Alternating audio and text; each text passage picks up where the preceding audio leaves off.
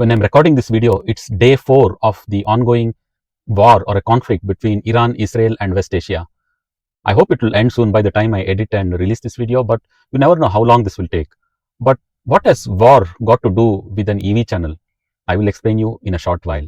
Hello everyone, welcome back to the GreenNClean YouTube channel. My name is Vittal.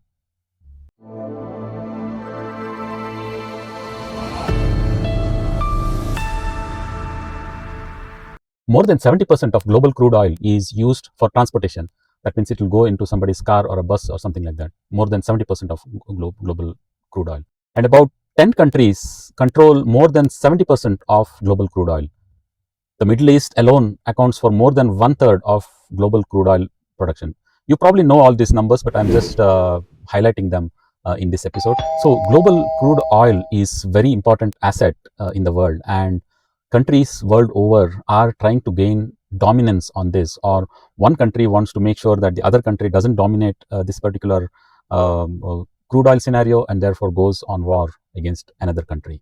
Global crude oil has fueled the economy, has progressed some parts of the world, but at the same time has also caused wars in the last 7-8 decades. So we have this technology called internal combustion engine for the last 150 years, almost 150 years. It runs at about 30% efficiency. Yes, it runs at 30% efficiency. So if you put 1 liter of petrol or diesel in your car, only 300 ml is getting used for moving your car, and the remaining 70% is emitted as harmful gases which no living being can inhale. So you have a technology which is 150 years old, which is only about 30% efficient, and which is a source of wars for the last few decades.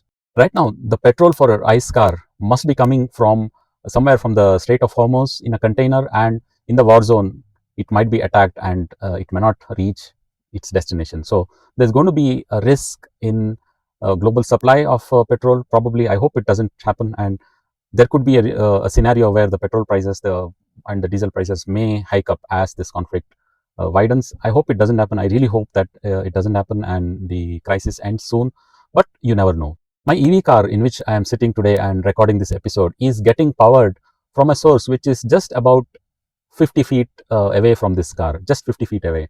Whereas if you have an ICE car, the source for that car, the fuel for that car must be coming from thousands and thousands of miles away, going through a war zone. So when you buy an EV and when you have a solar plant installed in your home, you are completely getting independence from all these political nonsense and the regional crisis that happens. You generate your electricity yourself. The sun will rise no matter who goes on war with which country. You will be able to produce electricity, you will be able to fuel your car, and therefore dependence on global oil will be reduced that much more. So that way, every EV could be a vote against global war. And world peace need not start in a parliament or a UN office. It can start from your garage.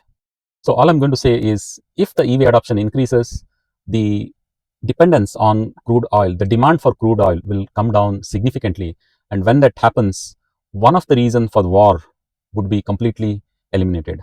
I'm not saying that 100% EV adoption will make zero wars. There could still be wars, but it could be other reasons. You will eliminate one of the strongest reason. You'll be eliminating one of the strongest reason for wars, which is global crude oil. And when the global crude oil becomes less important, there'll be less political tension across regions, etc., etc. Right now, the Middle East and the United States of America control more than 50% of global crude oil, and that's the power concentration we are talking about. If we go EV, the source of energy for those EVs are evenly spread out. Electricity can be produced from solar, can be produced from water, can be produced from wind, and 10 different other ways. So there is a way you can gain global independence if you go for EV. So next time when you buy a car, think about this and do make an informed decision. I read a report this morning that in some part of the country, there is a mad line at the petrol station because people fear that petrol rates may increase. So they are forming a line at the petrol station. So that's what geopolitics can do to your commute. It can instill some sort of fear in you. When you switch to EVs, of course, there will be some regional dependency for lithium, ion, cobalt, and other battery materials presently. because lithium is concentrated mostly in Australia, China, and other parts of the world. So the powers may go to another region. But remember this: the battery technology is evolving. There could be a newer technology. Already we are talking about sodium ion battery, then solid state batteries. So the dependency on lithium ion cobalt might reduce in the coming days, and EV technology is improving and changing for the better day by day.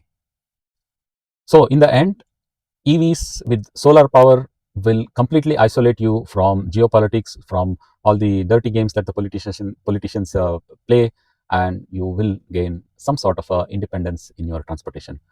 I know it may not be practical for some of you or many of you.